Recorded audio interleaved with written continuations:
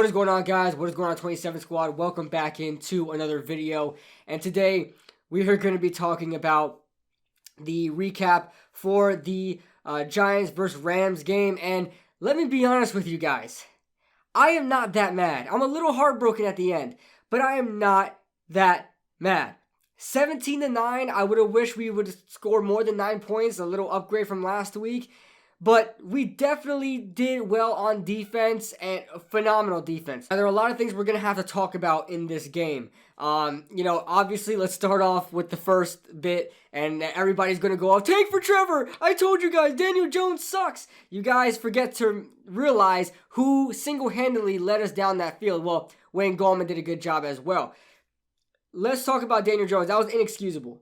That was bad. That was terrible. He should definitely be not let off the hook on this one. Definitely should be held accountable. Completely his fault. I will say one thing. That defensive back made a great play on the ball. Daniel Jones should not have made a tight window throw to a guy like Damian Ratley. If it was a guy, I probably wouldn't even have done it to Darius Slayton. They're just not that experienced. They're not a go-get-it receiver. A guy, I don't really know, Odell Beckham, right? Odell Beckham will go after the ball. Damian Ratley waited for the ball to get there. There's a difference between those type of receivers. Damian Ratley is just not good enough. Daniel Jones should not have thrown that ball. I said it live. I said he should have ran the ball. I saw the open lane. I said, run, run, run. He didn't run the ball. Inexcusable. I can't defend him for that. Okay, I'm not going to sit here and say, oh, well, he's a rookie. He's not a rookie, obviously. This is his 16th game. This is it. That was it. All right? This is a 16th game starting. So he needs to start shaping up from here. Now, a lot of people are saying, I don't see any improvement. I don't see any improvement. Let's keep one thing in mind. His fumbles are diminishing greatly, okay? He has 2 fumbles in 4 games. I know that's not like super great, but that's good. He could have fumbled multiple times in this game, okay? But did not. I mean, he fumbled once, but he recovered his own fumble. So no turnovers there.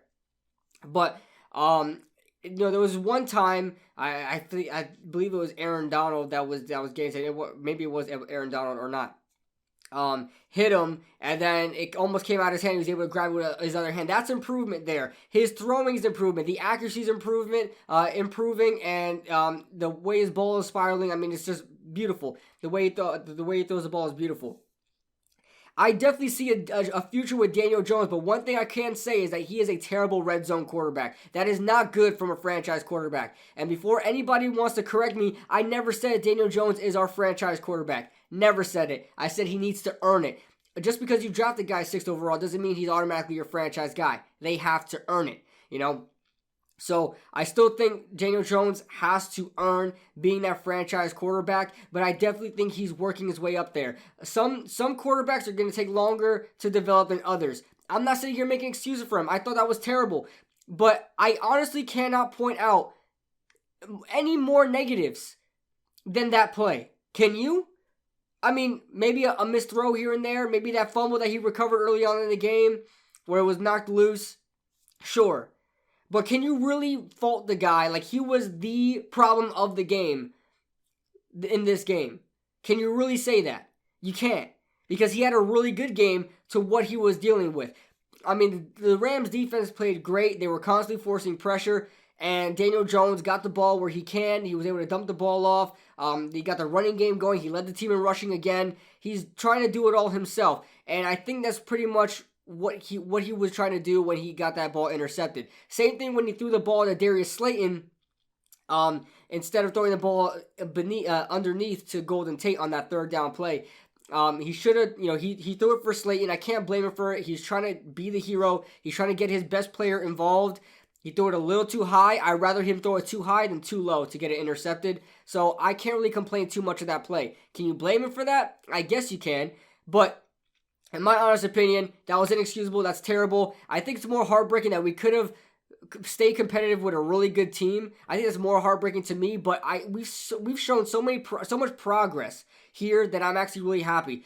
Now the offense still has a huge problem in the passing game, okay? We're still not getting over 100 yards by halftime, and it's killing me, okay? This is like the 2nd or 3rd game in a row that's happened. We need to start getting the ball moving in the air, and I think that's what Jason Garrett is doing, forcibly calling plays through the air a lot. That's very uncharacteristic of him, but he's doing that. And that's why a lot of people are like, why aren't we running? Why aren't we running? I think that's what Jason Garrett's trying to do, trying to get the passing game working. But you have to get the passing game working by the run. And they stuck to the run, and it actually worked. Wayne Gallman looked good. Dion Lewis looked good. And by golly, Devontae Freeman looked good.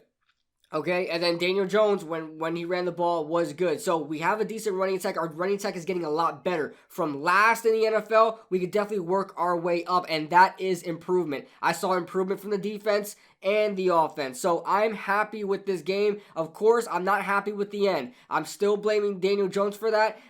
He definitely should feel accountable for that. And that was just a stupid play. It was stupid. He should have ran. And it reminds me a lot of Justin Herbert, who is a rookie. And this is the difference, that Daniel Jones needs to start shaping up, because he's not going to be around for much longer if he's still playing like a rookie. Okay?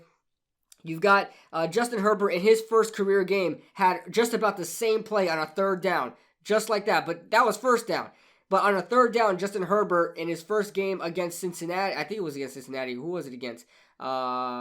His game that he started in, again, I don't know, the first game he started in, he had a boneheaded interception in which he instead of running the ball, he had a clear open lane.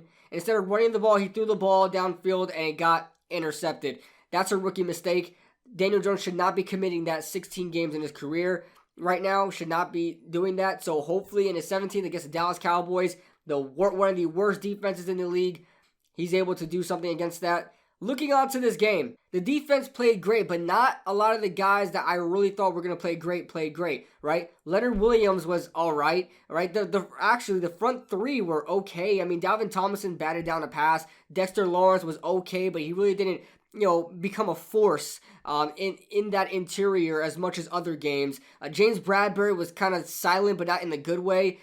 He gave up some plays here and there. Logan Ryan was okay.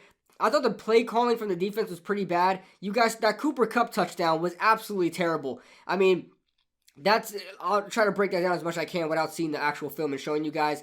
Okay, so it was a corner blitz where they had Darnay Holmes on the blitz, and the safety comes down to replace Darnay Holmes. So it's not the player's fault. It's more like the scheme. It's more like Patrick Graham bad play calling. So Logan Ryan had to come down and play in that zone in replacement of Darnay Holmes, and Cooper Kupp was able to get around and get a touchdown there. But I don't understand why Patrick Graham would make that call, knowing that we struggle in the middle of the field and we're going to have no high safeties in an air raid offense, going against an air raid offense like the Rams, who have Josh Reynolds, who can stretch the field, Robert Woods, right?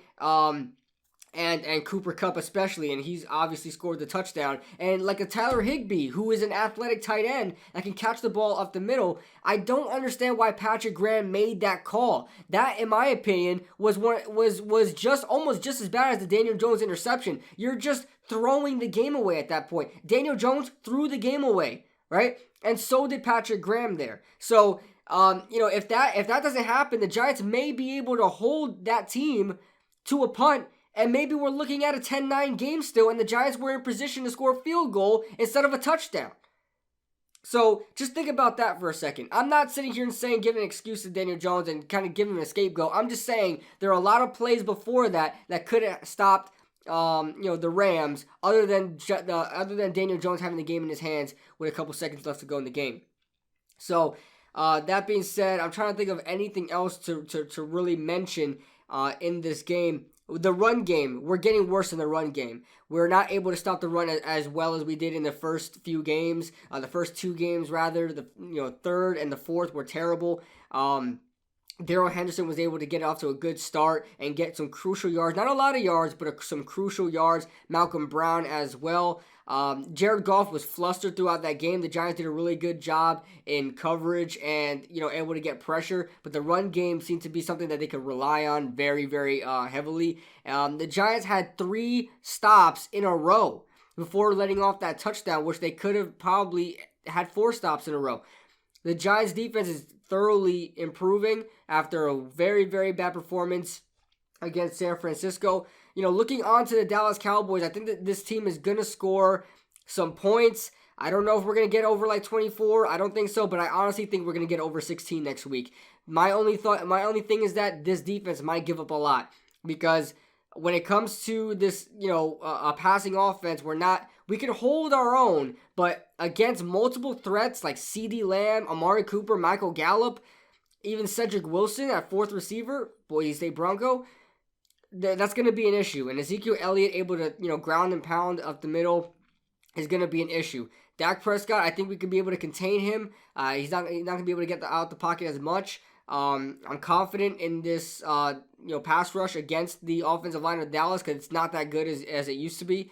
But looking to the future, I think we're going to get better. We're going to get better, guys. I want you guys to hang your hat on that. We weren't supposed to win this game. Let's just remember this. We could have.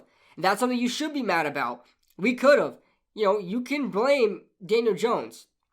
Doesn't mean you want to say tank for Trevor. You can blame you can blame Jones for this, absolutely. But he wasn't the problem of the game, the absolute problem. Now, was the game in his hands and he lost it? Yes. Unfortunately, everything that he did well in this game is overshadowed by that one interception. That's what I hate. It sucks, but it's true. So that being said, guys, that's the video. I'm okay. I'm okay. I'm just fine. 17-9 against the Los Angeles Rams. I'm okay. Okay? So I just wish we could have scored more points. I wish we could have get to at least 16. If we didn't get that 2-point conversion, then it is what it is. Because we would need the 2-point conversion. So that being said, guys, I'm about to sit back and watch the San Francisco 49ers dominate Philly, hopefully. I hope Miles Sanders has a good game because I have him on fantasy. So that being said, I'll see you guys in the next video.